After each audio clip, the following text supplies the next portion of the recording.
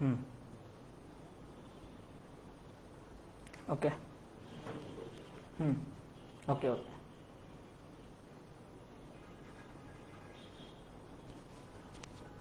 কমেন্টগুলোর ব্যবস্থা করে রাখুন, লাইভ স্ট্রিমিংও হয় না। আসসালামু আলাইকুম প্রিয় শিক্ষার্থী, আশা করি সবাই ভালো আছো। তোমাদের এইচএসসি পরীক্ষা আসলে খুবই সন্নিকটে চলে এসেছে, আর মাত্র 5টা দিন বাকি তোমাদের এইচএসসি পরীক্ষার। তোমরা বিগত 2 বছরের যে প্রস্তুতি নিয়েছো, যে পরিশ্রম করেছো, তার ফল পাওয়ার সময় আসলে চলে এসেছে। তো আমরা তোমাদের স্কুল অফ এক্সিলেন্স থেকে টানা 10টা মডেল টেস্ট নেওয়া হচ্ছে তোমাদের, আর সাথে সাথে তার সলভ ক্লাসও নেওয়া হচ্ছে। তো আমাদের অলরেডি 5টা ক্লাস নেওয়া হয়ে গেছে বাংলা ফার্স্ট পেপারের বিভিন্ন টপিক থেকে, পাশাপাশি বাংলা সেকেন্ড পেপারের মডেল টেস্ট হয়েছে। আজকে আমাদের 6 নম্বর পেপার মডেল টেস্ট, 6 নম্বর মডেল টেস্টের ক্লাসে সবাইকে স্বাগত। তো আজকের ক্লাসে আমরা কথা বলবো বাংলা ফার্স্ট পেপারের মানব কল্যাণ এবং 18 বছর বয়স নিয়ে, এবং বাংলা সেকেন্ড পেপারের আমাদের যে পরীক্ষাটা হয়েছিল সেই পরীক্ষার সমাধান নিয়ে। তো শুরু করা যাক আজকে ক্লাস। প্রথমে আমরা মানব কল্যাণ থেকে কিছু এমসিকিউ দেখব, তারপরে আমরা দেখব 18 বছর বয়স।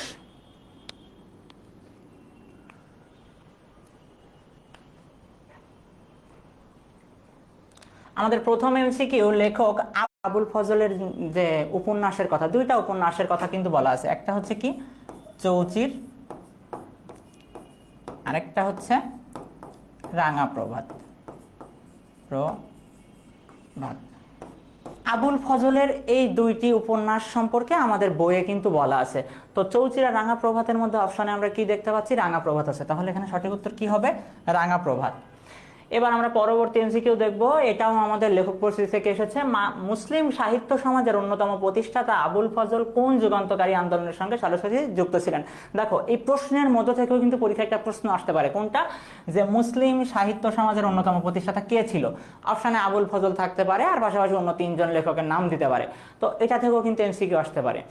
তো আমরা এখন দেখব তিনি কোন আন্দোলনের সঙ্গে সরাসরি যুক্ত ছিলেন। তিনি যুক্ত ছিলেন বুদ্ধির মুক্ত আন্দোলনের সাথে। পরবর্তী এমসিকিউ, এক মুষ্টি ভিক্ষা দেওয়ার মাধ্যমে কোনটি ক্ষুণ্ণ করা হয়? দেখো, লেখক প্রথমেই বলেছেন কি আমাদের সমাজে আমরা এক মুষ্টি ভিক্ষা দেওয়াকেও কি মনে করি? দান মনে করি বা মানব কল্যাণ মনে করি। কিন্তু এই এক মুষ্টি ভিক্ষা দেওয়ার মাধ্যমে কিন্তু আসলে কারোর মানব কল্যাণ হয় না, কারোর কোনো কল্যাণ হয় না। কি হয়? আমরা এখানে কি দেখতে পাই? যে তার মানব মর্যাদা ক্ষুণ্ণ হয়। তার মধ্যে কি মানব মর্যাদা ক্ষুণ্ণ? কারণ সে আজকে তোমার কাছে হাত পাততেছে, পরশু আরেকজনের কাছে হাত পাতবে, এভাবে কিন্তু সে হাত পেতেই যাবে। তাহলে তার তো কোনো মর্যাদা থাকলো না, কারণ একজন মর্যাদা মানুষ তো কখনো অন্যের কাছে হাত পাততে পারে না। তো এক মুষ্টি ভিক্ষা দেওয়ার মাধ্যমে কোনটি ক্ষুণ্ণ হয়? মানব মর্যাদা। পরবর্তী এমসিকিউ, মানব কল্যাণ প্রবন্ধ অনুসারে রাষ্ট্রের বৃহত্তর দায়িত্ব কি? রাষ্ট্রের দায়িত্ব কি? রাষ্ট্রের দায়িত্ব শুধুমাত্র, দেখো বইয়ের তথ্য মতে বইয়ে যেভাবে বলা আছে যে রাষ্ট্রের দায়িত্ব কি, শুধু রাষ্ট্র পরিচালনা করা নয়, পাশাপাশি কি জাতিকে আত্মমর্যাদা সম্পন্ন করে তোলাও কি রাষ্ট্রের অন্যতম একটা দায়িত্ব। পরবর্তী এমসিকিউ, বিজ্ঞানের অভাবনীয় আবিষ্কারকে ধ্বংসের পরিবর্তে সৃজনশীল মানবিক কর্মে নিয়োগ করা যায় একমাত্র কার সাহায্যে? মুক্ত বুদ্ধির সাহায্যে। কিসের সাহায্যে করা যায়? মুক্ত বুদ্ধি, মুক্ত বিচার বুদ্ধি, স্বইচ্ছা, সুবুদ্ধি। আচ্ছা, আমরা এখানে স্যার আসসালামু আলাইকুম, আব্দুল্লাহ মাহফুজ স্যার কমেন্ট করেছেন, স্যার আপনার নামের শুরুতে এম দেওয়া, এটার পূর্ণরূপ কি? বিনতে সাইদ 3-এর ক, 4-এর ঘ, ওমর ফারুক ক, বিনতে সাইদ ক, 3-এর ক। আচ্ছা, বিজ্ঞানের অভাবনীয় আবিষ্কারকে, দেখো এখানে যে অপশনগুলো দেওয়া আছে, আমাদের এখান থেকে কিন্তু প্রশ্ন আসে। মুক্ত বুদ্ধিটা আসলে কি? এটা কিন্তু আমাদের জ্ঞানমূলক প্রশ্নে বেশ কয়েকবার এসেছে। আমরা যদি বিগত বছরের প্রশ্ন দেখি, তাহলে মুক্ত বুদ্ধি হচ্ছে সংকীর্ণতা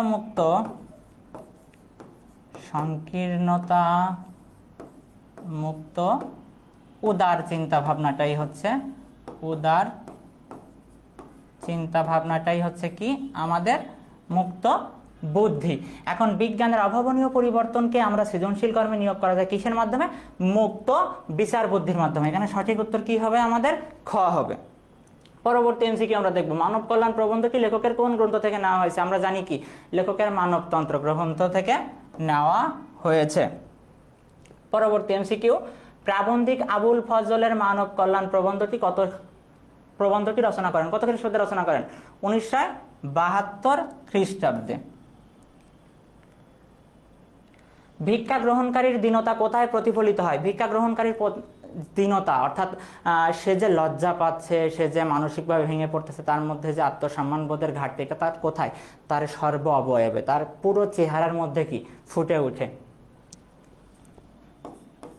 পরবর্তী এমসিকিউ, রাষ্ট্রীয় প্রশাসনে সরকারি কর্মকর্তাদের কর্তৃত্বমূলক ব্যবস্থাকে কি বলে? এটাকে বলা হয় আমলাতন্ত্র। কি বলা হয়? আমলাতন্ত্র। এটা আমাদের শব্দ অর্থ থেকে এসেছে। আমরা যদি 52 দিনগুলোর শব্দ অর্থ দেখি সেখানে আছে। এখন আমরা পরবর্তী এমসিকিউ দেখব, নিচের কোনটি বর্তমানে মানব কল্যাণের প্রধান অন্তরায়? মানব কল্যাণের অন্তরায়ের মধ্যে লেখক কি কি বলেছেন?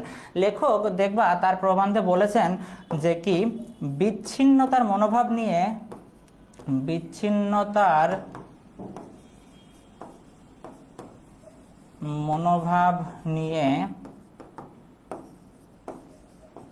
কারো কল্যাণ করা যায় না। বিচ্ছিন্নতা বা বিভক্তির মনোভাব নিয়ে কখনো কি করা যায় না? কারোর কল্যাণ করা যায় না। বিচ্ছিন্নতা বা বিভক্তির মনোভাব নিয়ে কারোর কল্যাণ করা যায় না। বিভক্তির মনোভাব নিয়ে কারোর কল্যাণ করা যায় না। কিভাবে মানুষের কল্যাণ করা যায়? সহযোগ সহযোগিতার পথে। সহযোগিতার পথে। তাহলে মানব কল্যাণের অন্তরায় কোনটা? বিচ্ছিন্নতা বা বিভক্তির মনোভাব। তাহলে এখানে অপশনে কোনটা আছে? বিচ্ছিন্ন মানব চেতনা।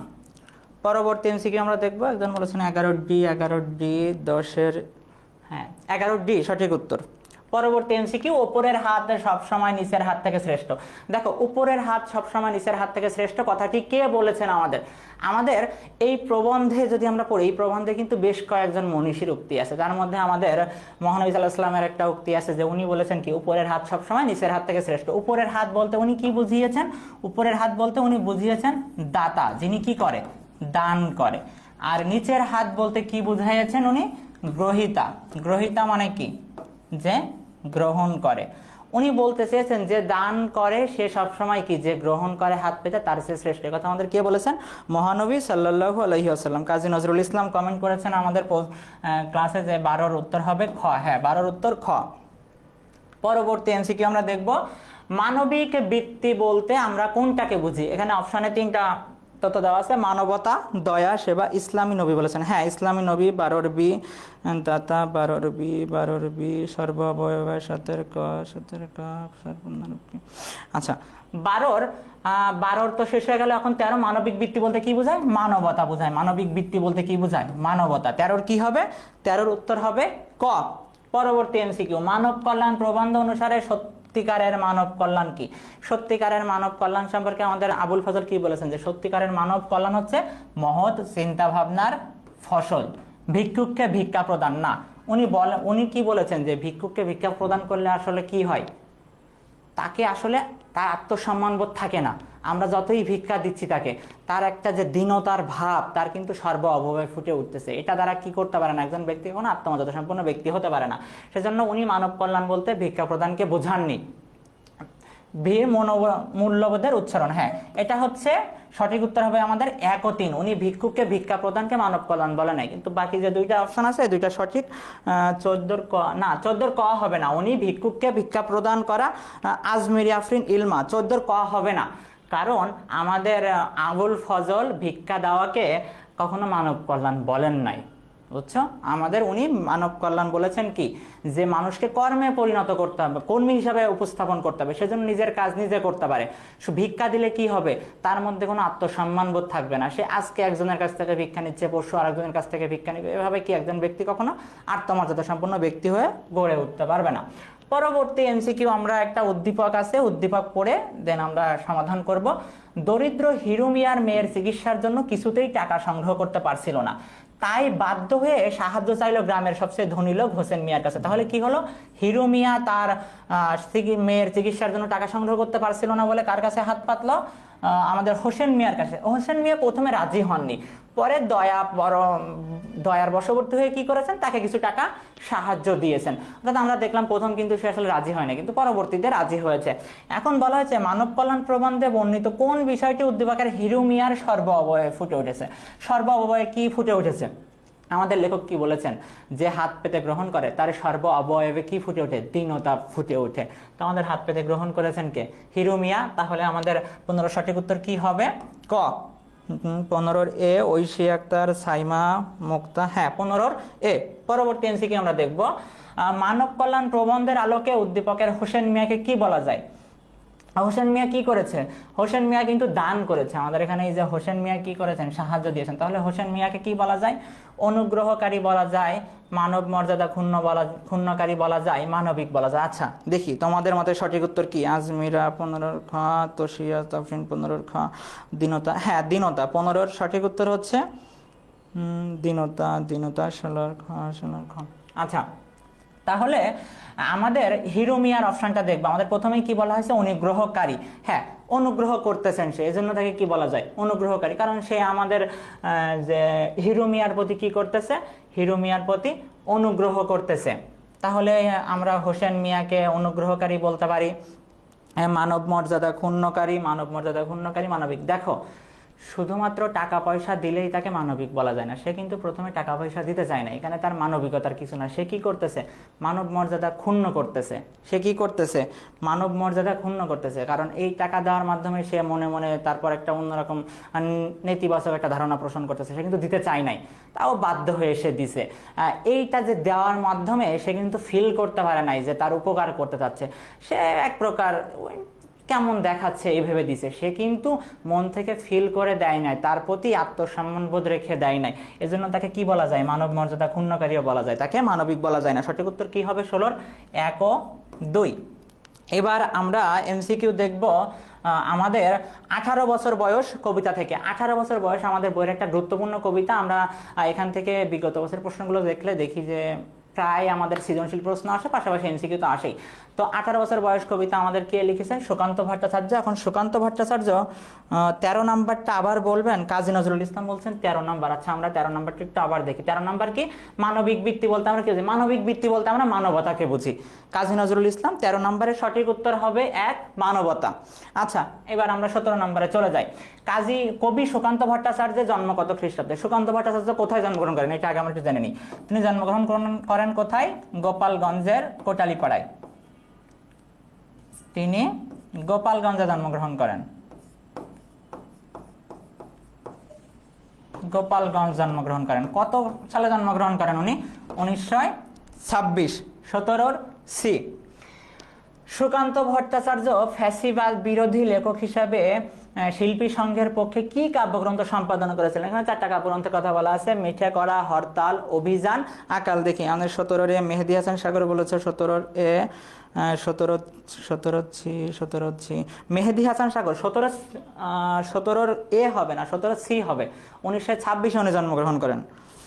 1922 আচ্ছা পরবর্তী এমসিকিউ আমরা দেখি যে সুকান্ত ভট্টাচার্য ফ্যাসিবাদী বিরোধী লেখক হিসাবে শিল্পী সংঘের পক্ষে কি কাব্যগ্রন্থ সম্পাদনা করেন, আকাল নামক কাব্যগ্রন্থ সম্পাদন করেন।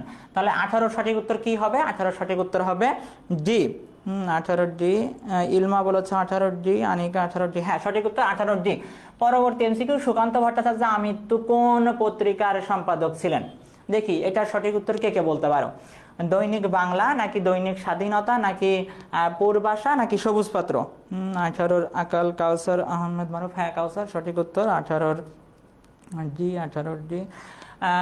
তাহলে আমরা কি, আমরা যদি পাঠ পরিস্থিতিটা ভালো করে পড়ি বা লেখক পরিস্থিতি পড়ি, লেখক পরিস্থিতি কিন্তু আমাদের খুব সুন্দর করে দেওয়া আছে যে তিনি কি দৈনিক স্বাধীনতার, দৈনিক স্বাধীনতার কিশোর সভা অংশের সম্পাদক ছিলেন। কিসের সম্পাদক ছিলেন, দৈনিক স্বাধীনতার কিশোর সভা অংশের। তাহলে সঠিক উত্তর কি হবে, বি। আমাদের 19-এর সঠিক উত্তর হবে বি, কাজী নজরুল ইসলাম। হ্যাঁ কাজী নজরুল ইসলাম সঠিক উত্তর, মুকিত বি। 19-এর ঘ না, 19-এর ঘ হবে না, 19-এর সঠিক উত্তর হবে বি, দৈনিক স্বাধীনতা, সবুজপত্র না। পরবর্তী এমসিকিউ আমরা দেখি। পরবর্তী এমসিকিউতে বলা হয়েছে তাজা তাজা প্রাণে অসহ্য কি। দেখো 18 বছর বয়স কবিতার একটা লাইন যে তাজা তাজা প্রাণে অসহ্য কি, অসহ্য যন্ত্রণা। তাজা তাজা প্রাণে অসহ্য যন্ত্রণা। আচ্ছা এই লাইনটা দ্বারা কি বোঝানো হয়েছে, 18 বছর বয়সের তরুণেরা চারপাশে যে অন্যায় অত্যাচার অবিচারগুলো দেখে কি তারা চুপ করে থাকতে পারে না, তাদের মনে যন্ত্রণা হয় যে তারা কেন প্রতিবাদ করতে পারতেছে না এই জিনিসটা। এটা যদি আমাদের ব্যাখ্যায় আসে তোমরা এভাবে লিখতে পারবা। তাহলে তাজা তাজা প্রাণে কি বলা হয়েছে? অসহ্য যন্ত্রণার কথা বলা হয়েছে। 20-এর উত্তর বিশের উত্তর হবে আমাদের ডি। কাজী নজরুল ইসলাম তুমি আবারও ভুল উত্তর দিয়েছো, 20-এর উত্তর খ না, 20-এর উত্তর হবে ডি, যন্ত্রণা। পরবর্তী এমসিকিউ দেখবো আমরা, 18 বছর বয়সে তাজা তাজা প্রাণে কেমন যন্ত্রণার সৃষ্টি হয়? কেবল যে আমরা দেখলাম তাজা তাজা প্রাণে কি অসহ্য যন্ত্রণা। কেমন যন্ত্রণা? অসহ্য যন্ত্রণা। 20-এর ঘ। আচ্ছা, এবার আমরা পরবর্তী এমসিকিউ দেখবো 22 নম্বর। দেখি 22 নম্বরে কি এমসিকিউ আছে। স্পর্ধায় নেয় মাথা তোলবার ঝুঁকি 18 বছর বয়স কবিতায় চরমটিতে কি প্রকাশ পেয়েছে? দেখো, স্পর্ধায় নেয় মাথা তোলবার ঝুঁকি। 18 বছর বয়সের আগে কি থাকে জানো? আমরা বা তরুণ যারা ছিল 18 বছর বয়সের যারা আছে তারা কি 18 বছরের আগে তারা আত্মনির্ভরশীল হতে পারে নাই, অন্যের উপর কি পরনির্ভরশীল ছিল তারা। বাসার মানুষ যা বলতো, সবাই যা কিছু বলতো, তার বাইরে সে আসলে কোনো সিদ্ধান্ত নিতে পারতো না।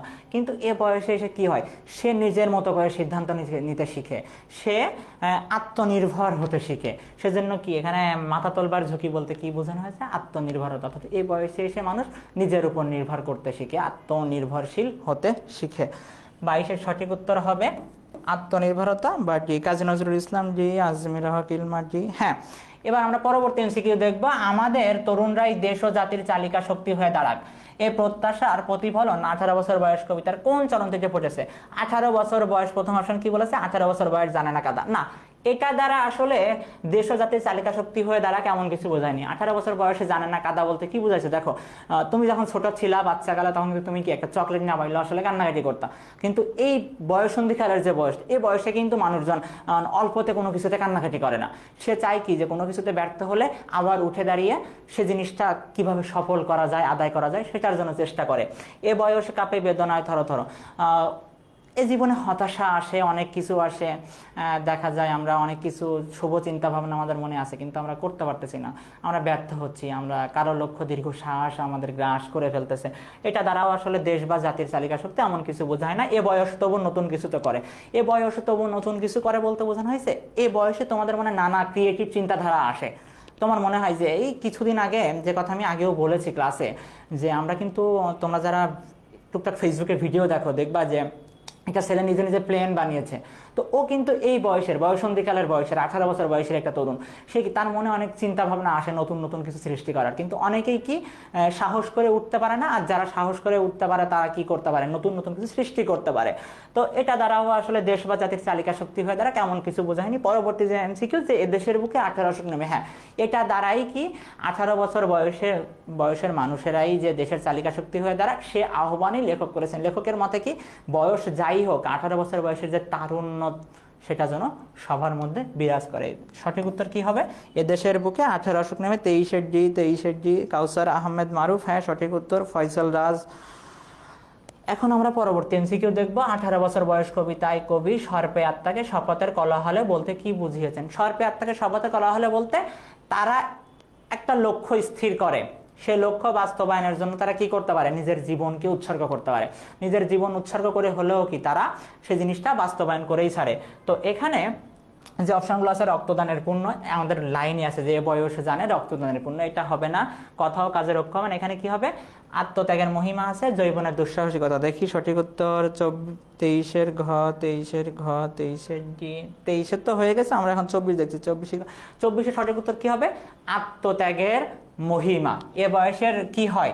নিজেদের শপথ বাস্তবায়নের জন্য নিজের জীবন দিতেও কুণ্ঠবোধ করে না তরুণেরা। পরবর্তী এমসিকিউ, 18 বছর বয়স কবিতায় মানব জীবনের কোন কালের বৈশিষ্ট্য তুলে ধরা হয়েছে? খুবই সহজ একটা এমসিকিউ।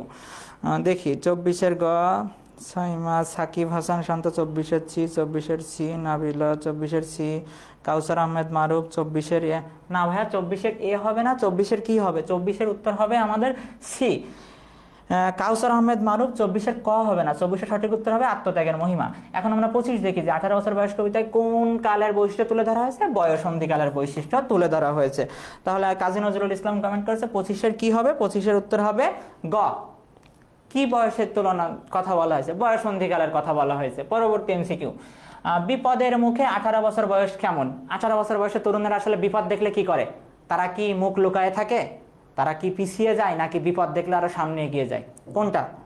কি মনে হয় তোমাদের যে 18 বছরের তরুণরা আসলে বিপদ দেখলে কি করে, সামনে এগিয়ে যায় নাকি তারা পিছু পা হয়? যে এই যে জুলাই বিপ্লব হলো আমরা দেখলাম, এখানে কি এ বয়সের তরুণেরা কি করলো, বুলেটের সামনে দিয়ে দাঁড়ালো, তারা কিন্তু কি হয় না, পিছু পা হয় না। তারা বিপদ দেখে কি পিছু পা হয়েছে? বিপদ দেখে কিন্তু পিছু পা হয়নি, তারা কিন্তু আরো কি অগ্রবর্তী হয়েছে। বিপদ দেখে সামনে এগিয়ে গেছে। তাহলে কি এ বয়স কেমন বিপদের মুখে? এ বয়স অগ্রণী। 26 হ্যাঁ সঠিক উত্তর। পরবর্তী এমসিকিউ দেখবো আমরা, 18 বছর বয়সের নেতিবাচক দিক কি? দেখো এ বয়স যে শুধু ইতিবাচকতায় পরিপূর্ণ তা না, আমরা যদি আমাদের চারপাশে খেয়াল করি এ বয়সের অনেক নেতিবাচক দিকও আমরা দেখতে পাবো। যে অনেকেই কি হচ্ছে, খারাপ সঙ্গে পড়ে সে বিপথে চলে যাচ্ছে, সে পড়াশোনা ঠিকভাবে করতেছে না, সঙ্গদোষ খারাপ হয়ে গেছে, সে দেখা যাচ্ছে মাদকাসক্ত হয়ে পড়তেছে, বিভিন্ন কিশোর গ্যাংয়ের সাথে যুক্ত হয়ে পড়তেছে। তো এ বয়সে কিন্তু আমাদের মধ্যে কি নেতিবাচকতা, বা 18 বছর বয়সের মধ্যে নেতিবাচকতা কোন কি, তাদের হচ্ছে পদস্খলন হয়, তারা কি হয়, বিপথে চলে যায়। তো এখানে অপশন কি কি আছে? অসুন্দর, পদস্খলনের সংখ্যাপূর্ণ, ত্যাগের আর কোলাহলপূর্ণ। সঠিক উত্তর হবে খ। স্যার আপনাকে কবি সুকান্ত ভট্টাচার্যের মতো লাগে। মাহফুজ স্যার কমেন্ট করেছেন যে আমাকে সুকান্ত ভট্টাচার্যের মতো লাগে। সুকান্ত ভট্টাচার্য তো মরে গেছে, মৃত মানুষের মতো লেগে লাভ নাই, কোনো জীবিত মানুষ থাকলে বলেন। আর উনি খুব অল্প বয়সে মারা গেছেন, আমি আসলে এত অল্প বয়সে মারা যেতে চাই না, সেজন্য ওনার নাম না বললেই ভালো হয়। পরবর্তী এমসিকিউ দেখবো আমরা, যে 18 বছর বয়স কোন ছন্দে রচিত? দেখো আমাদের পরীক্ষায় একটা প্রশ্ন কিন্তু আসলে থাকে যে কোনটা কোন ছন্দে রচিত। আমরা যতগুলো কবিতা আছে আমাদেরকে মুখস্থ করে রাখতে হবে যে কোনটা আসলে কোন ছন্দে রচিত হয়েছে, কারণ এখান থেকে আমাদের বোর্ডে কিন্তু একটা এমসিকিউ অবশ্যই আসবেই। তো আমাদের দেখি 28-এর উত্তর 27 আলামিন স্যার। আমাদের লাইভে এখন যুক্ত হয়েছেন আলামিন মিয়া স্যার। আমি স্যারের কাছে ইন্টারমিডিয়েট থাকতে পড়েছি, অ্যাডমিশন টাইমেও স্যারের কাছে পড়েছি। স্যার আসলে অনেক সুন্দর বাংলা পড়ান। স্যারের সাথে অনেকদিন দেখা হয় না, খুলনায় গেলে ইনশাল্লাহ এবার স্যারের সাথে দেখা হবে। স্যার লাইভে যুক্ত হয়েছে, বিষয়টা আসলে আমার জন্য খুবই ভালো লাগলো যে স্যারও আসলে আমার লাইভে যুক্ত হয়। আচ্ছা আমরা এটা দেখি যে 18 বছর বয়স কোন ছন্দে রচিত, এটা আমাদের মুখস্থ করতে হবে। 18 বছর বয়স কোন ছন্দে রচিত? মাত্রাবৃত্ত ছন্দে রচিত। এবার আমরা পরবর্তী এমসিকিউ দেখব, 29 নাম্বার। এদেশের বুকে 18 আসুক নেমে পঙ্কক্তিতে কবির কোন মনোভাবের প্রকাশ ঘটেছে? দেখো আমি যখন আগে প্রশ্ন সলভ করলাম তখন কিন্তু বলেছি যে 18 আসুক নেমে বলতে কি বোঝানো হয়েছে, যে 18 বছর বয়সে যে তারুণ্যতা, এটা কি করতে পারে, এটার জন্য আমাদের সকল বয়সের মানুষেরা হৃদয়ে ধারণ করতে পারে। 18 বছর বয়সের যে উদ্যমতা, এটার জন্য আমাদের সকল মানুষেরা কি হৃদয় ধারণ করতে পারে। বয়স যেটাই হোক সে যেন জড় নিশ্চল না হয়, সে কি হয়, সে যেন উদ্যমী হয়, বিপদ দেখলে যেন ভয় না পায়, বিপদের মুখে যেন অগ্রবর্তী হয়। তো এ দেশের বুকে 18 আসুক নেমে দ্বারা মনোভাব দ্বারা কি বোঝানো হয়েছে, যে তারুণ্য শক্তির যে জাগরণের যে প্রত্যাশা, এই প্রত্যাশাটা লেখক করেছেন যে তারুণ্য শক্তি এটা যেন আসলে আমাদের দেশে সবার মধ্যে বিরাজ করে। 30 নম্বর এমসিকিউ, 18 বছর বয়স কবিতায় তরুণেরা বাষ্পের বেগে কিসের মতো চলে? 18 বছর বয়সের তরুণেরা কি জড় পদার্থ? তারা কিন্তু জড় পদার্থ না, তারা কি খুব ক্ষিপ্র, তারা কি দ্রুতগামী, খুব দ্রুত চলে। তো কবি আমাদের কিসের সাথে তুলনা করা হয়েছে? সেটা কবি তুলনা করেছে বাষ্পের বেগে স্টিমারের মতো চলে। আমাদের কবিতার লাইনগুলো যদি আমরা ভালো করে দেখি তাহলে 29-এর হ্যাঁ কাজী নজরুল ইসলাম 29-এর এ, হ্যাঁ তাহলে কি হয়, 29-এর তো শেষ হয়ে গেল, 30 দেখতেছি আমরা। বাষ্পের বেগে কিসের মতো চলে? স্টিমারের মতো চলে। স্টিমারের 30 হচ্ছে আজমিরি আফিমুল্লাহ, স্টিমারের মতো চলে। সাকিব হুসাইন শান্ত সাইদ। আচ্ছা এবার আমরা পরবর্তী এমসিকিউ দেখব, 18 বছর বয়স ভয়ঙ্কর কারণ কি? দেখা যাক তোমরা এটা কি উত্তর দাও। কাউসার হামিদ 30-এর সি, তাসনিম জামান 30-এর সি, স্টিমার। আচ্ছা এখন আমরা দেখি এখানে 18 বছর বয়স ভয়ঙ্কর, তাজা তাজা প্রাণে অসহ্য যন্ত্রণা। এ বয়স কেমন হয়? এ বয়স তীব্র হয়, প্রখর হয়।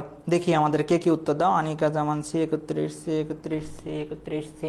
দেখো আমরা আমাদের এই প্রশ্নটা এসেছে, হ্যাঁ আমাদের এই প্রশ্নটা আমাদের কবিতার লাইনটা যদি আমরা ভালোভাবে পড়ি তাহলে দেখতে পাবো যে আমাদের লেখক বলেছে কি এ বয়সে ভয়ঙ্কর কারণ কি? এ বয়সে প্রাণে কি প্রাণ তীব্র আর প্রখর। এ বয়সে কি হয়? বয়সে অসহ্য যন্ত্রণা দেয়। কি হয়?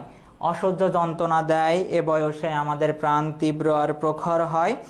কিন্তু কি এ বয়সে আঘাত আসে। দেখো এ বয়সে আঘাত আসে অবিশ্রান্ত, কিন্তু এই আঘাত আসলে কি আঘাতের কারণে এ বয়সকে ভয়ঙ্কর বলা হয় নাই। বুঝছো? ভয়ঙ্কর বলেছে কেন? প্রাণে অসহ্য যন্ত্রণা। কারণ কি, চারপাশে যখন অন্যায় অত্যাচার হয়, ওর শরীরে যন্ত্রণা হয়, ও ওইটা প্রতিরোধ না করে বসে থাকতে পারে না। এ বয়সে প্রাণ তীব্র আর প্রখর। তীব্র আর প্রখর দ্বারা কি হচ্ছে, এ বয়সের মানুষরা অনেক সংবেদনশীল। এরা কোনো কিছু দেখলেই সেটার প্রতি খুব আগ্রহ প্রকাশ করে, জানতে চায় যে আসলে কি হচ্ছে। সেজন্য কি অনেকেই বিপথে চলে যায় আগ্রহ থেকে। তো এখানে আমাদের সঠিক উত্তর হবে প্রাণে অসহ্য যন্ত্রণা, আর প্রাণ কি, তীব্র আর প্রখর। 31-এর সি। অনেক কি বলো নাবিলে, 31-এর সি। হ্যাঁ, সঠিক উত্তর হবে 31-এর সি। এদেশের বুকে 18 অসুখ নেমে 18 বছর বয়স কবিতার চরণটিতে কবির কোন মানসিকতা? কোন মানসিকতা? এটা খুবই সহজ একটা প্রশ্ন এসেছে। প্রথাবদ্ধ জীবন? না, প্রথাবদ্ধ জীবন না। প্রথাবদ্ধ জীবন মানে কি? এই যে তুমি জড় পদার্থের মতো জীবন কাটাচ্ছ, ওই একভাবে যাচ্ছে, হোক সমাজে অন্যায় অত্যাচার হচ্ছে, হোক তুমি চুপচাপ আছো। কিন্তু লেখক তো আসলে এটা চান না। লেখক কি চান? লেখক চান যে এই বয়সের মানুষেরা সাহসিকতার প্রতীক হয়ে থাকবে। কি করবে? দেশের সকল মানুষের মধ্যে সাহসিকতা থাকবে, উদ্যমতা থাকবে, আর কি হবে, তারা দুর্বার গতিতে চলবে। এখানে সঠিক উত্তর কি হবে আমাদের? 2 ও 3। খ, 32-এর খ। আজমিরি আফরিন ইলমা, হ্যাঁ কাজী নজরুল ইসলাম, 32-এর খ। হ্যাঁ, সঠিক উত্তর। এখন আমরা বাংলা দ্বিতীয় পাত্রে যাব। আমাদের বাংলা দ্বিতীয় পাত্রের যে পরীক্ষাটা হয়েছে, বাংলা দ্বিতীয় পাত্রের উচ্চারণ, বানান, সবগুলো টপিকের যে পরীক্ষাটা হয়েছিল, এখন আমরা সেগুলো সমাধান করব। আমাদের প্রথম আমরা দেখব উচ্চারণ থেকে আমাদের যে প্রশ্নগুলো এসেছিল, আমি সবগুলো লিখে দিচ্ছি। প্রথম শব্দটা কি ছিল? পদ্মা। এটার উচ্চারণ কি হবে? পদ্মা। পরবর্তী শব্দটা কি? একাডেমি।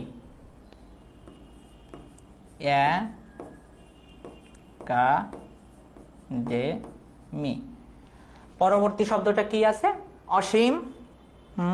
এই 32-এর বি, 32-এর বি, 32-এর বি, 32-এর বি, 32-এর বি।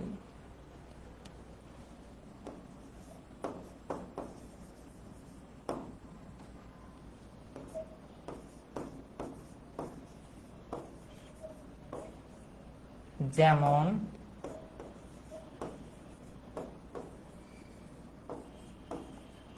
ভূস্বামী,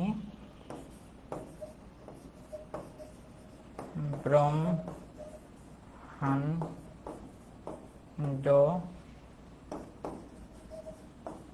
সন্ন্যাসী, উজ্জ্বল। এই ছিল আমাদের উচ্চারণের প্রশ্ন। আশা করি তোমরা যারা পরীক্ষা দিয়েছো, তোমরা মোটামুটি দেখলাম সবাই খুবই ভালো উত্তর দিয়েছো। আর যেহেতু পরীক্ষা চলে আসছে, সেজন্য আশা করি যে তোমরা এগুলো খুবই পারবে। আমরা মোটামুটি 6টা মডেল টেস্ট প্র্যাকটিস করেছি। এগুলো বিগত বছরেরই আসা প্রশ্ন, আর এগুলো তোমরা খুব সহজে উত্তর করতে পারবে। যেমন যেমন একাডেমি, অসীম। দেখো, ওই অনেকেই লিখতেছো, কিন্তু হর্ষ চিহ্ন আমি জানি যে হর্ষ চিহ্ন আসলে তোমরা মোবাইলে অনেকে দিতে পারতেছো না। সমস্যা নেই, পরীক্ষার খাতায় একটু মাথায় রেখো যে কি আমাদের হর্ষ চিহ্ন কিন্তু অবশ্যই দিতে হবে।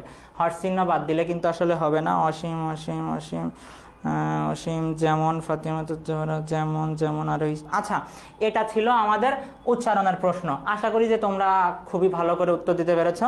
এখন আমরা বানানের যে প্রশ্নগুলো এসেছে, আমাদের বানান শুদ্ধ 8টা বানান দেওয়া আছে। এই বানানগুলো আমাদেরকে শুদ্ধ করে লিখতে হবে। অসীম, যেমন যেমন। আচ্ছা, আমাদের ইলমা, ইলমা তুমি যেমন বানানের মর সাথে কিন্তু আমাদের ওকার হবে।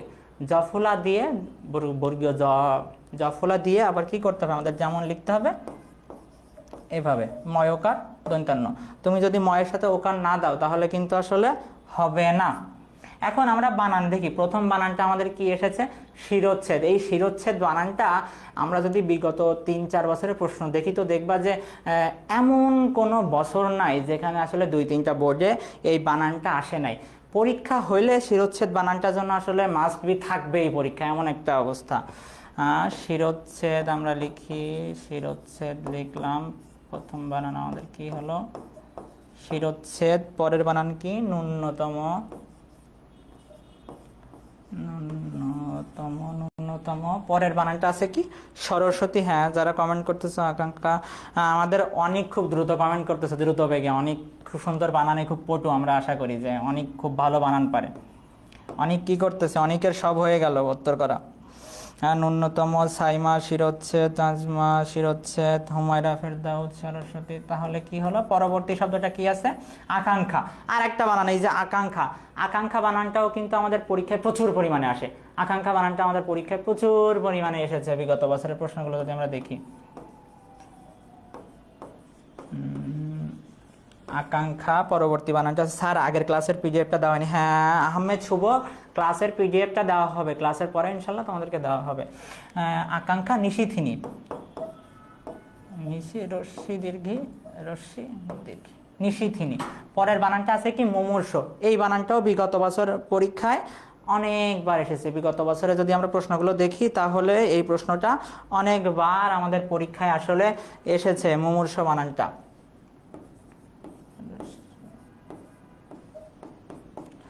পরের যে বানানটা কাহিনী, কাহিনী, কাহিনী, সারাগাসের নিশিথিনী, অনেক অনেক অনেক, তাসনিম জামান, নিশিথিনী, নিশিথিনী, মুমূর্ষ ফেরদাউস।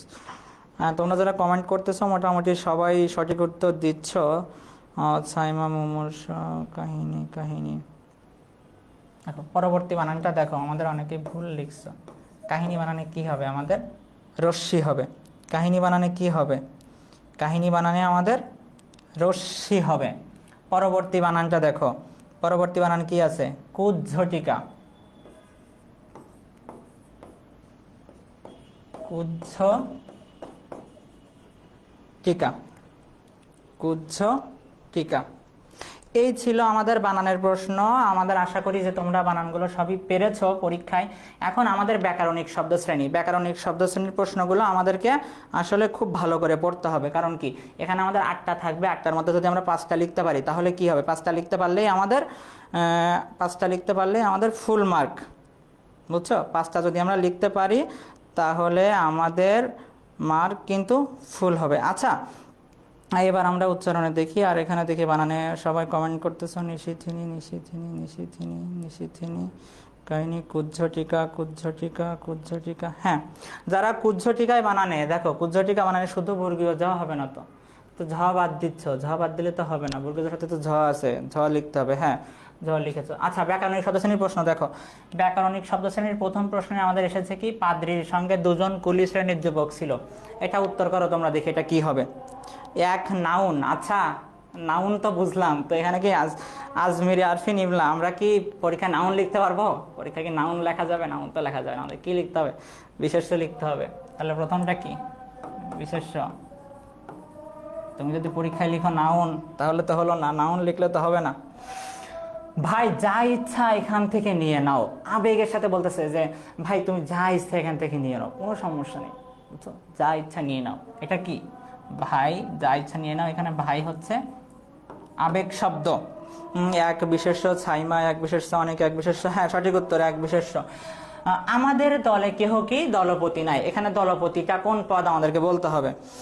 এক বিশেষ্য, বিশেষ্য, বিশেষ্য, দলপতি কি আমাদের এখানে বিশেষ্য। 4 নম্বর, আমরা যাত্রা শুরু করলাম সেন্ট মার্টিন অভিমুখে।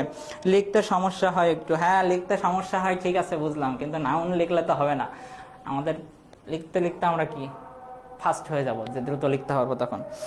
2 আবেগ, হ্যাঁ ইলমা সঠিক উত্তর, 2 আবেগ। আচ্ছা আমরা যাত্রা শুরু করলাম সেন্ট মার্টিন অভিমুখে, এই অভিমুখে কি আমাদের অনুসর্গ,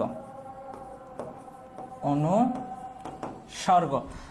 শোনা কথা বলছি, কেমন কথা, শোনা কথা, তাহলে বিশেষ্যকে বিশেষায়িত করতেছে কোনটা আমাদের এখানে, তাহলে শোনাটা কি হবে, বিশেষণ। হ্যাঁ 4 অনুসর্গ, 4 অনুসর্গ, ইলমা সঠিক উত্তর, তাসনিম জামান আবেগ, আবেগ, অনুসর্গ, অনুসর্গ। হ্যাঁ চলন্ত বাস থেকে যাত্রীরা লাফিয়ে নামছে, কিভাবে নামছে, লাফিয়ে। ক্রিয়াকে বিশেষায়িত করতেছে কোনটা, লাফিয়ে, এটা কি ক্রিয়া বিশেষণ, ক্রিয়া বিশেষণ। অনুসর্গ, অনুসর্গ, অনুসর্গ, অনুসর্গ, অনুসর্গ, পাঁচ বিশেষণ ইলমা, ইলমা সঠিক উত্তর। পাঁচ বিশেষণ ইলমা প্রত্যেকটা প্রশ্নেরই সঠিক উত্তর দিয়েছে, প্রথম থেকে ক্লাসে খুবই মনোযোগী। তাসনিম জামানও সঠিক উত্তর দিয়েছ। অনুসর্গ ছয়, ক্রিয়া না, ছয় তো ক্রিয়া হবে না, ছয় কই, এক দুই তিন চার পাঁচ ছয়, ছয় তো ক্রিয়া বিশেষণ হবে। আমাদেরকে তো লাফিয়ে জিজ্ঞাসা করেছে, লাফিয়ে নামছে, তোমাকে তো দেখতে হবে যে কিভাবে নামছে। লাফিয়ে নামছে, নামাটা এখানে ক্রিয়া, আর কিভাবে নামতেছে, লাফিয়ে। সে দৌড়ায়, আর সে কি দ্রুত দৌড়ায়। দৌড়াইটা কি ক্রিয়া, কিন্তু দ্রুতটা কি ক্রিয়া বিশেষণ। আচ্ছা সাইমা, তোমার ভুল হয়েছে, আমাদের লাফিয়েটা কি হবে, ক্রিয়া বিশেষণ হবে। চলো কোথাও বেড়াতে যাই, চলো কোথাও বেড়াতে যাই। কোনো জায়গার কথা বলছে, বলে নাই কিন্তু। চলো কোথাও যাই, র্যান্ডম একটা জায়গায় যাব আমরা, জানিও না। এটা কি হবে, সর্বনাম। ছয় অনুসর্গ, অনুসর্গ অনুসর্গ, হ্যাঁ ছয় ক্রিয়া বিশেষণ। কাল নয় পরশু সে যাবে, কাল নয় পরশু সে যাবে, এই প্রশ্নটা আমাদের বিগত বছরে বেশ কয়েকবার এসেছে। এই প্রশ্নটা, এই নয়টা আমাদের কি হবে, যোজক। নয়টা কি হবে, যোজক। আশা করি যে তোমরা এগুলো বুঝতে পেরেছো, আর তোমরা একটু যদি বিগত বছরের প্রশ্নগুলো প্র্যাকটিস করো, সেটা তোমাদের প্রস্তুতিকে কি আরও শানিত করবে। যে তোমাদের যেহেতু পরীক্ষা চলে এসেছে, তোমরা 2 বছর যে পরিশ্রম করেছো, সেই পরিশ্রমের ফল ইনশাল্লাহ তোমরা পাবে। আর অযথা পরীক্ষা নিয়ে আসলে ভয় করার কিছু নাই, কারণ তুমি সেই ছোটবেলা থেকে না আসলে পরীক্ষা দিয়ে আসতেছো। এইচএসসি পরীক্ষা তুমি আগের যে পরীক্ষাগুলো দিয়েছো, যেমন তোমাকে প্রশ্নপত্র দেয়, খাতা দেয়, তুমি লিখো, স্যার গার্ড দেয়, ঠিক এইচএসসি পরীক্ষায় এমন। তুমি এসএসসি বলো, স্কুলের যে কোনো পরীক্ষা আসলে এভাবে দিয়ে এসেছে। এজন্য অযথা আসলে পরীক্ষা নিয়ে প্যানিক হওয়ার কিছু নাই, বুঝছো। আর এই পরীক্ষাটাই তোমার জীবনের শেষ পরীক্ষা না, এমন বহু পরীক্ষা তোমার আসলে বাকি জীবনে দিতে হবে। এজন্য অযথা ভয় পাওয়ার আসলে কিছু নাই। এখন দেখো নিচের শব্দগুলোর ব্যাস বাক্য সহ সমাসের নাম। সমাস থেকে প্রশ্ন লিখতে হবে আমাদের। এখন সমাসের উত্তর করি আমরা। ফুলকুমারী যোজক, যোজক। তাসনিম জামান যোজক, আজমিরা ইলমা যোজক। আচ্ছা, ফুলকুমারী কি হবে, এটা উপমিত কর্মধারায় সমাস। কুমারী ফুলের ন্যাচা। কুমারী কি কোনো ফুল হইতে পারে, এটা সম্ভব? এটা কি মিথ্যা তুলনা করতেছে, অবাস্তব তুলনা করতেছে। আমরা আগের ক্লাসেও বলেছিলাম, কিন্তু যখন তুলনা কি হবে, অবাস্তব হবে, তখন সেটা কি হবে, উপমিত কর্মধারায় সমাস হবে। কুমারী ফুলের ন্যায়, ফুলের ন্যায় উপমিত কর্মধারা। আচ্ছা, জলচর, জলে চরে যে, কি সমাস, উপপদ তৎপুরুষ সমাস। দেখো আমরা কিন্তু আগের ক্লাসেও বলেছি, যখন তুমি কি এক কথায় প্রকাশ যে শব্দগুলো আছে ম্যাক্সিমাম ক্ষেত্রে সেগুলো কি হয়, আমাদের উপপদ তৎপুরুষ সমাস হয়। হ্যাঁ সাইমা কমেন্ট করেছো, আজমিরা কিলমা কুমারী ফুলের নাই, হ্যাঁ সঠিক উত্তর। দেখো পরীক্ষায় কিন্তু শুধু তোমরা ব্যাস বাক্য লিখলে হয় না, ব্যাস বাক্যের সাথে কিন্তু সমাসের নামটা আসলে উত্তর করতে হবে। দেখো যথারীতি, রীতিকে অতিক্রম না করে, সে কি করলো, যথারীতি কাজটা করলো, অর্থাৎ যে নিয়ম কানুন ছিল নিয়মকে অতিক্রম না করে সে কাজটা সম্পূর্ণ করেছে। এটা কি হবে, আমাদের অব্যয়ীভাব সমাস হবে। অব্যয়ীভাব সমাস। ফুলের ন্যায় কুমারী লিখলে হবে না, ফুলের ন্যায় কুমারী লিখলে হবে না। রীতিকে অতিক্রান্ত, অব্যয়ীভাব সমাস। দেখো আমাদের ইলমা বলেছো কি রীতিকে অতিক্রান্ত। দেখো রীতিকে অতিক্রান্ত তোমার হবে না, যথারীতি কাজটা করেছে। যথারীতি করেছে মানে কি, সে নিয়মকে কিন্তু অতিক্রম করে নাই, বুঝছো। যথাবিধি কাজটা করেছে, অর্থাৎ কি বিধি মেনে কাজটা করেছে। তুমি যদি বলো অতিক্রান্ত, তাহলে কি আর হলো না কিন্তু। অর্থাৎ যথারীতি মানে কি, রীতি মেনে কাজটা করেছে, রীতিকে অতিক্রম না করে সে কাজটা করেছে। ওকে, পরবর্তীটা দেখো 80-20, 80-তে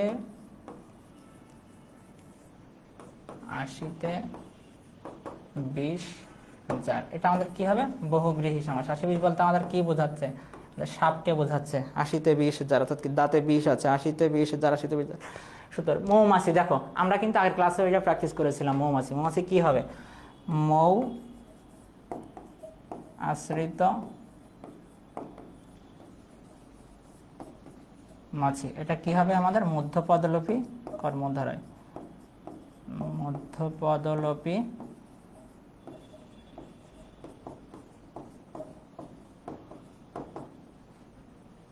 কর্মধারায়। শতাব্দী, আমাদের ক্লাসে কিন্তু আমরা বলেছি আগেও যে কি আমাদের দ্বিগু সমাস থেকে, দ্বন্দ্ব সমাস থেকে প্রশ্ন অবশ্যই আসবে। এখন আমরা কি জানি যে সমাহার হলে কি হয়, দ্বিগু সমাস হয়। যদিও সব সময় সমাহার হলে দ্বিগু সমাস হবে না, এই বিষয় নিয়ে কিন্তু আমাদের ক্লাসে আগে অনেক আলোচনা করা হয়েছে। তো এখানে শতাব্দী কি হবে, শত অব্দের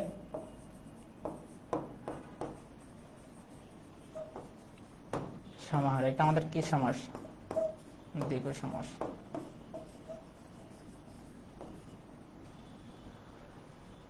সত্যাসত্য, এটা আমাদের কি সমাস, দ্বন্দ্ব সমাস। অবশেষে আমরা আমাদের দ্বন্দ্ব সমাস পেয়ে গেছি। সত্য অসত্য, সাইমা সঠিক উত্তর দিয়েছ। কি হবে, সত্যাসত্য কি হবে, সত্য ও অসত্য, এটা আমাদের কি সমাস, দ্বন্দ্ব সমাস। লাস্ট একটা আছে উপনদী। দেখো উপনদী, উপজেলা কি সদৃশ বোঝাতে কি হয়, আমাদের অব্যয়ীভাব সমাস হয়। উপনদী কি, নদীর সদৃশ, আমাদের কি হবে, অব্যয়ীভাব সমাস হবে, অব্যয়ীভাব সমাস। আচ্ছা, এবার আমরা প্র্যাকটিস করব 5 নম্বর প্রশ্ন। 5 নম্বর প্রশ্ন হচ্ছে আমাদের কি ছিল, বাক্য রূপান্তর করতে হবে আমাদের। বাক্য রূপান্তর খুবই সহজ একটা জিনিস। নদীর সদৃশ অব্যয়ীভাব, নদীর সদৃশ, হ্যাঁ হয়েছে। এখন দেখো আমরা দেখি, সত্য কথা স্বীকার করো নতুবা কি পাবে, শাস্তি পাবে। এটা আমাদের কি করতে বলছে, সরল বাক্য। সত্য কথা স্বীকার না করলে কি হবে, শাস্তি পাবো। তাহলে খুব সহজভাবে বলে দিব আমরা, কি হবে, সত্য স্বীকার না করলে, সত্য কথা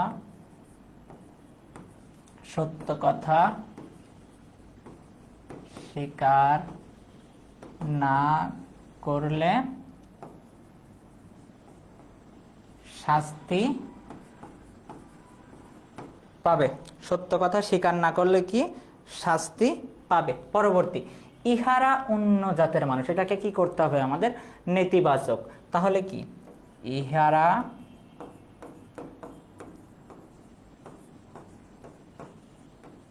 অন্য জাতের মানুষ না হইয়া পারে না। পরবর্তীটা, ঠাট্টার সম্পর্ককে স্থায়ী করিবার ইচ্ছা হয় না। এটা আমাদের কথার উক্তি, বলতো আমাদের অপরিচিত গল্পে কিন্তু এটা আছে। কখন বলেছিল যে বিয়েটা নিয়ে যে অনুপমের মামা যে কাজটা করলো, গহনা পরখ করা শেখরাকে দিয়ে তাদেরকে অপমান করা হলো, অপদস্থ করলো, তখন কিন্তু বলেছিল কি যে এই ঠাট্টার সম্পর্ককে স্থায়ী করিবার ইচ্ছা আমার নেই। কারণ যারা, তাদের মধ্যে কোনো আত্মসম্মান বোধ নাই, তাদের কাছে তো আসলে কেউ মেয়ে বিয়ে দিবে না। তো ঠাট্টার সম্পর্ককে স্থায়ী করিবার ইচ্ছা আমার নাই, কাজে কি হবে, যেহেতু সম্পর্কটা ঠাট্টার সেহেতু সেটা স্থায়ী করিবার ইচ্ছা আমার নাই। যেহেতু সম্পর্কটি ঠাট্টার সেহেতু স্থায়ী করিবার ইচ্ছা আমার নেই। বাঁশির সুরটি সুমধুর, এখানে কি করতে হবে আমাদের, বিস্ময়সূচক করতে হবে। তাহলে আমরা এরকম বলতে পারি, আহা বাঁশির সুরটি, বাঁশির সুরটি কি মধুর। এবার আমরা পরবর্তীটা দেখব, সাহিত্য জীবনের স্বাভাবিক প্রকাশ। এটা কি আমাদের কি করতে বলছে, প্রশ্নবোধক করতে বলছে। তাহলে আমাদের কি প্রশ্নবোধক করতে হবে। প্রশ্নবোধক করতে গেলে কি আমাদের কি আনতে হবে, প্রশ্ন করতে গেলে, আর যদি আমাদের না নেতিবাচক কোনো শব্দ না থাকে তাহলে কি করতে হবে, নয় আনতে হবে। সাহিত্য জীবনের স্বাভাবিক প্রকাশ, তাহলে কি সাহিত্য কি জীবনের স্বাভাবিক প্রকাশ নয়, সাহিত্য কি জীবনের স্বাভাবিক প্রকাশ নয়। পরবর্তী এমসিকিউ, ভুলগুলো এমসিকিউ বলতেছি, পরবর্তীটা দেখি আমরা। ভুলগুলো এখনই সংশোধন করতে বলছি। অনুজ্ঞাবাচক করতে হবে। দেখো অনুজ্ঞাবাচক থেকে কিন্তু আমাদের একটা প্রশ্ন থাকেই, আর অনুজ্ঞা খুবই সহজ জিনিস। তুমি কাউকে মনে করো নর্মালি বলতেছো কোনো একটা কথা, একটা উপদেশ দিচ্ছ, সেটাই আমাদের কি, অনুজ্ঞা। ভুলগুলো এখনই সংশোধন করতে বলছি, তাহলে কি ভুলগুলো এখনই সংশোধন করো, ভুলগুলো এখনই সংশোধন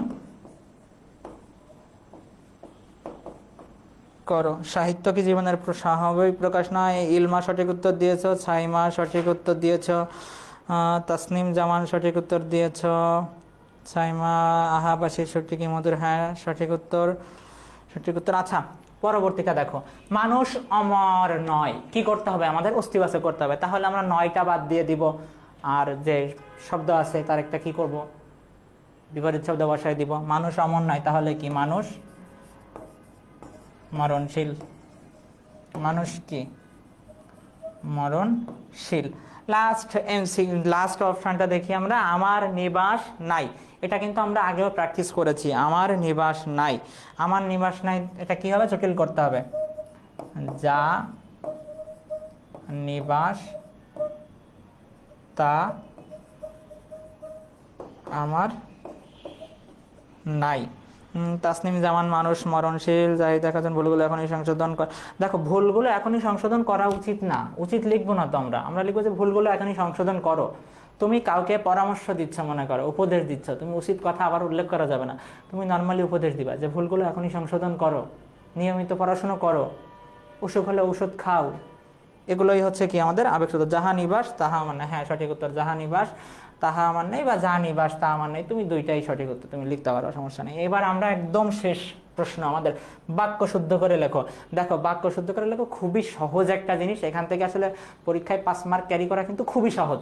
প্রথম যে একটা আছে, দেখো, কৃত্তিবাস কি করেছেন? বাংলা রামায়ণ লিখেছেন। কৃত্তিবাসের নামের বানানটা আসলে ভুল লেখা হয়েছে, বানানটা কি করতে হবে আমাদেরকে? কৃত্তিবাস বানানে ভুল আছে, কৃত্তিবাস বানানে ভুল আছে, আবার কি রামায়ণেও ভুল আছে। দুইটা বানান কি করতে হবে আমাদের? দুইটা বানান শুদ্ধ করতে। যা নিবাস তা আমার নেই, যাই সাইমা, যা নিবাস তা আমার নেই, মানুষের ভুলগুলো এখন সংশোধন করা উচিত। হ্যাঁ, সাইমা সঠিক উত্তর দিয়েছে। সাইমা, তুমি যে উত্তর দিয়েছো কৃত্তিবাস, তোমার এটা সঠিক। তুমি কিন্তু রামায়ণ বানানে খেয়াল করো নাই, রামায়ণ বানানেও কিন্তু ভুল আছে। শুধুমাত্র কৃত্তিবাস ঠিক করলে কি হবে? সাথে সাথে তো রামায়ণ বানানটাও ঠিক করতে হবে। কৃত্তিবাস বানানে ভুল আছে, এটা ঠিক করলাম আমরা। আর কোন বানানে ভুল আছে আমাদের? রামায়ণ বানানে কিন্তু ভুল আছে, দন্তন্য দেওয়া আছে, ওটা কি হবে? মূর্ধন্য হবে। প্রমাণিত। পরেরটা, আমার কথাই শেষ পর্যন্ত প্রমাণ হলো। প্রমাণ হলো না, এটা কি হবে? প্রমাণিত হলো। পুরোটা লিখলাম না, শুধু সঠিক উত্তরটা আমরা লিখলাম। প্রমাণিত হলো। প্রমাণিত কৃত্তিবাস। হ্যাঁ, তাসনিম জামান, এবার সঠিক উত্তর দিয়েছো তুমি। কৃত্তিবাস রামায়ণ দুইটাই ভুল। 1 নম্বরে আমাদের দুইটা ভুল আছে, তুমি শুধুমাত্র একটা ভুল সংশোধন করেই পরবর্তী প্রশ্নে গেলে হবে না, তোমাকে প্রশ্নগুলো ভালো করে দেখতে হবে, যেখানে বানান ভুল আছে কয়টা, কোথাও তোমার বাহুল্য দোষ আছে কিনা, সব কিছু দেখে তারপরে যাইতে হবে। আমি খাতায় ঠিক লিখছি ভাই। হ্যাঁ, খাতায় ঠিক লিখলে তো হলোই। আমার কথাই শেষ পর্যন্ত প্রমাণ হলো। কি হবে? এটা প্রমাণিত হলো। পরবর্তীতে আপনি আবার আসবেন। দেখো, এই জিনিসটা কিন্তু আমি আগেও বুঝাইছি। এ পরবর্তী শব্দটা কি হয় না, কখনো আমাদের একা বসে না, বুঝছো? এর সাথে আমরা কি করতে পারি না, তে প্রত্যয় যোগ করলেও আসলে হয় না। এর সাথে আমরা কি করব? যে কোনো একটা বিশেষ্য দিব, সময় দিব, মনে করো দিন দিব, বছর দিব, যে কোনো কিছু ওর সাথে সঙ্গতিপূর্ণ। তো পরবর্তীতে আপনি আবার আসবেন, তাহলে কি হবে? পরবর্তী সময়ে আপনি আবার আসবেন। পরবর্তীতে এর পরিবর্তে কি হবে? পরবর্তী সময়ে আপনি আবার আসবেন। পরবর্তী সময়ে সাক্ষ্য। হ্যাঁ, সাইমার পরেরটাও লিখে ফেলেছে। আমি মামলায়, মামলায় আমি সাক্ষী দিব না। দেখো, আগেও বলেছি ব্যক্তি কি? ব্যক্তি হচ্ছে সাক্ষী, কিন্তু আমাদের ব্যক্তি যেটা দেয় সেটা কি? সাক্ষ্য। ব্যক্তি কি দেয়? সাক্ষ্য দেয়। তাহলে দিবে না, কি দিবে না? সাক্ষ্য দিবে না। পরবর্তী সময়ে সাক্ষ্য। সাইমা সঠিক উত্তর দিয়েছো। হ্যাঁ, পরবর্তীটা দেখো, তিনি সস্ত্রীক বেড়াতে গেছেন। দেখো, এই বিষয় নিয়ে কিন্তু আগেও কথা বলেছি আমরা। যখন এই স থাকে, সয়ের নিচে ব থাকে, এর অর্থ কি? নিজ। আর শুধু স অর্থ কি? সাথে বা সহিত বোঝায়। তাহলে তিনি সস্ত্রীক বেড়াতে গেছেন, তিনি স্ত্রী সহ বেড়াতে গেছেন না স্ত্রীর সাথে বেড়াতে গেছেন? তিনি কি করেছেন? তিনি নিজ স্ত্রী বেড়াতে গেছেন নাকি নিজ স্ত্রীর সাথে বেড়াতে গেছেন? কোনটা হবে? অবশ্যই নিজ স্ত্রীর সাথে বেড়াতে গেছেন। তাহলে কি হবে? দন্তস্ব নিচে ব হবে না, সস্ত্রীক। পরবর্তীটা দেখো, এখানে খাঁটি গরুর দুধ পাওয়া যায়। দেখো, তুমি বাংলাদেশের মোটামুটি যত জায়গায় দুধ বিক্রি হয়, তুমি গেলে আসলে এটাই লেখা পাবো সব জায়গায়। কি লেখা আছে? যেখানে খাঁটি গরুর দুধ পাওয়া যায়, একদম খাঁটি গরুর দুধ, বুঝছো? পানি মিশায়ে, যত পরিমাণে পানি মিশানো যায়, মিশায়ে কি হয়? একদম খাঁটি গরুর দুধ বিক্রি করে। তো কি হবে এটা? সঠিক উত্তর অনেকেই লিখেছ। সাক্ষ্য, সস্ত্রী, গরু খাঁটি। হ্যাঁ, আমাদের কি হয় না? দুধ খাঁটি হচ্ছে না নাকি গরু খাঁটি হচ্ছে না, কোনটা? আমাদের কি মনে হয়? গরুর কি কোনো দোষ আছে? ও তো দুধ দিচ্ছেই। এখন এটা যদি মানুষ ভেজাল মিশায়, তাহলে এই দোষ কি ওর? এই দোষ তো ওর না। তাহলে এখানে আমাদের কি হবে? খাঁটি গরুর দুধ না, কি হবে? গরুর খাঁটি দুধ, গরুর খাঁটি দুধ। আমাদের কি গরু দুধ দেওয়ার পরে ওই দুধটা আমাদের যে বিক্রেতা সে আরো খাঁটি বানায় দেয়, ওইখানে আরো পানি টানি মিশিয়ে আরো খাঁটি বানায় দেয়, বুঝছো? একদম খাঁটি বানায় দেয়, আমরা খাঁটি দুধ দেয় আমাদের। সম্প্রতি কয়েকটি নদীতে নাব্যতা সংকট দেখা দিয়েছে। নাব্যতা হবে না, এখানে কি হবে? নাব্য সংকট দেখা দিয়েছে। একদম লাস্ট প্রশ্ন আমাদের। আমি এ ঘটনা চাক্ষুষ প্রত্যক্ষ করেছি। আমি আগেও বলেছি তোমাদের যে চাক্ষুষ মানে কি? প্রত্যক্ষ করা কোনো কিছু, নিজে চোখে প্রত্যক্ষ করা। তো তাহলে আবার আমি চাক্ষুষ লিখতেছি, প্রত্যক্ষ লিখতেছি, দরকার নাই তো, চাক্ষুষ বাদ দিয়ে দাও, হয়ে গেল। আমি এই ঘটনা প্রত্যক্ষ করেছি, প্রত্যক্ষ তো লেখাই আছে। ফাতিমা আক্তার, গরুর খাঁটি দুধ, গরুর খাঁটি দুধ, গরুর। আচ্ছা, আশা করি যে তোমরা খুব ভালো পরীক্ষা দিয়েছো, তোমরা এগুলো পারো, যেহেতু তোমাদের পরীক্ষা চলে আসছে। এগুলো আসলে অনেক দিন থেকে তোমরা পড়তেছো, এগুলো পারার কথাই আসলে।